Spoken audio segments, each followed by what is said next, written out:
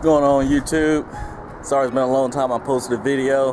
Just been super busy with my business and just transitioning from that fully and kind of just doing scheduling and stuff. So plus I'm the only guy, so it's just been super busy. But anyway, we're going to get back on schedule, try to at least. But we're going to try to put the you know, whenever we was at Greg's last video, we never did install the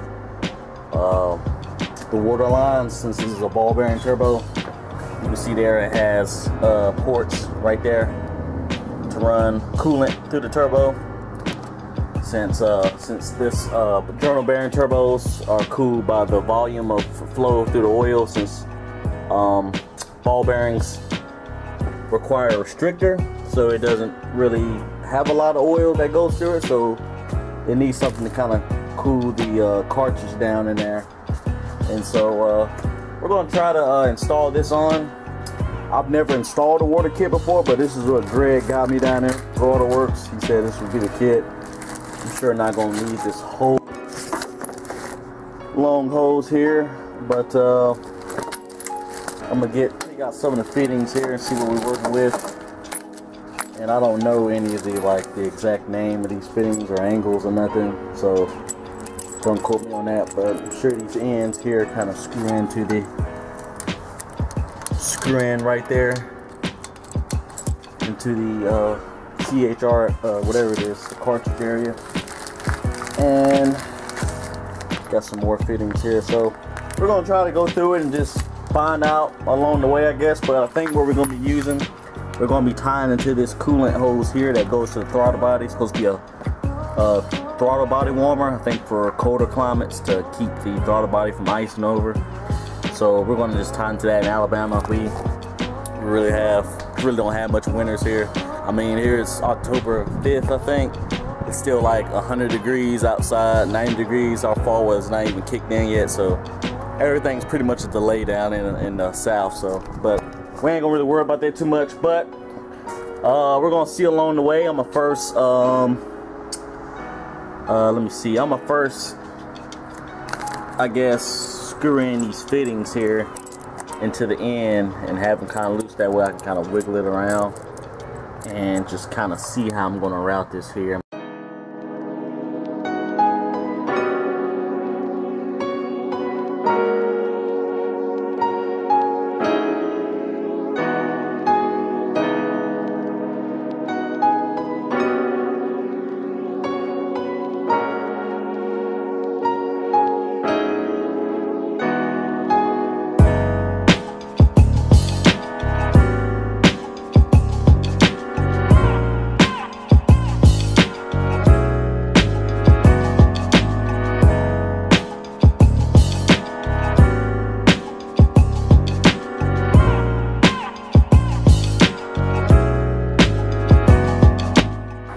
Okay guys, after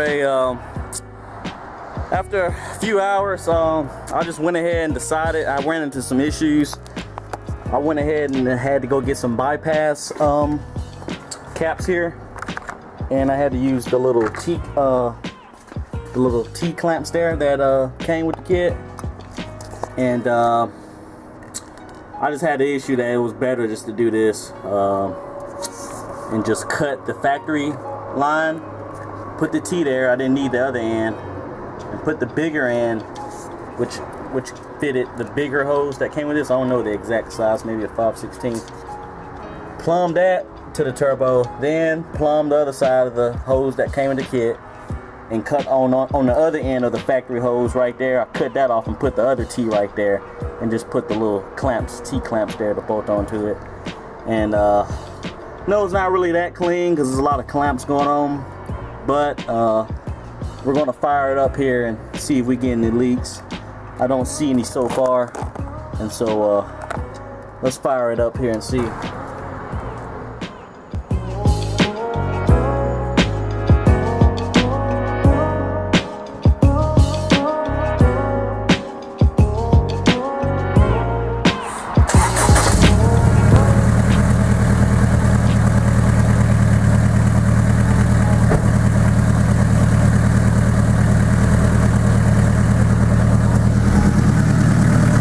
Got it running here.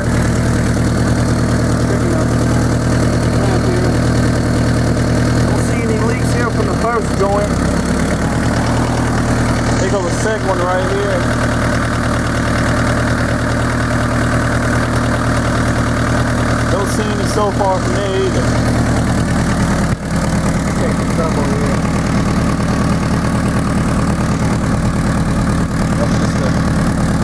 That's just a factory little thing there. That's not any coolant, that's the oil feed there. So yeah, I don't see any from here. Check this top one.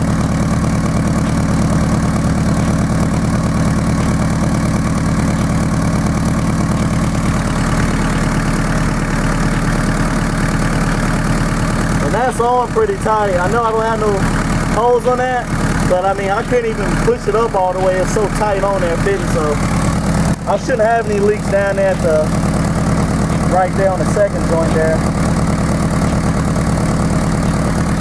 But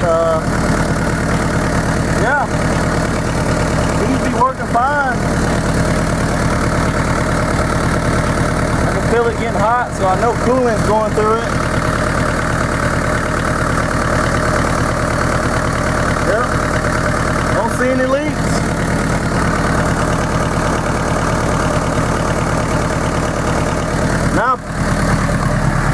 Now I'll probably clean this up another time, a little later. We're going to be going to go see Greg Monday anyway, so we're going to get his opinion on if we could have ran any better. I'm pretty sure I could have, but first time doing it, I had to kind of, you know, I figured this was the best way that I could do it so far with what I was provided with the waterline kit. So, but yeah, it seems to be running good so far. Finally got coolant going to the turbo.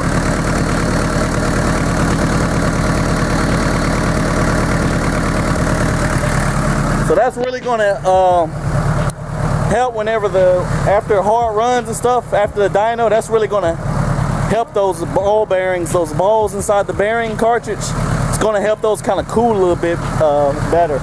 Because, you know, with a ball bearing, they require oil restrictor, so they're not cooled by oil.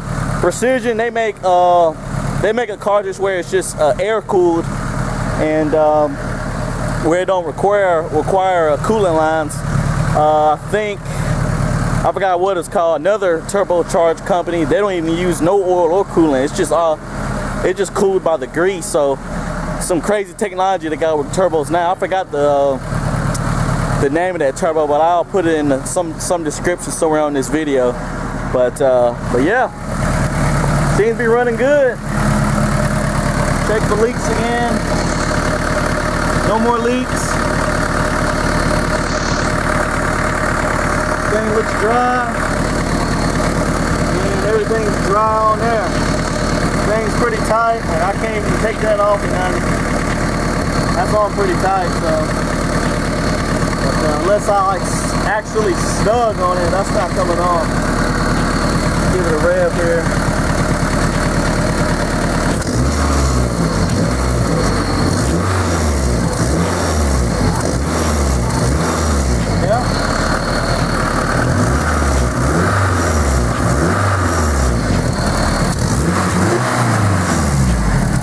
Good so far. Can't wait to get this thing dynoed again, guys, and see what type of see what power she makes this time with that Turbonetics. It's gonna flow a little bit better than the Precision, and it's gonna spool up quicker since it's ball bearing compared to journal bearing. But yeah, that's it for this video. Another video is gonna be, we're gonna change the camo on this, because I may have stated on a few videos. I know in the dyno video we did, we was having some VTC chatter on the intake cam. Really don't know what's causing it. We've already replaced another cam gear on it, and it's still chattering.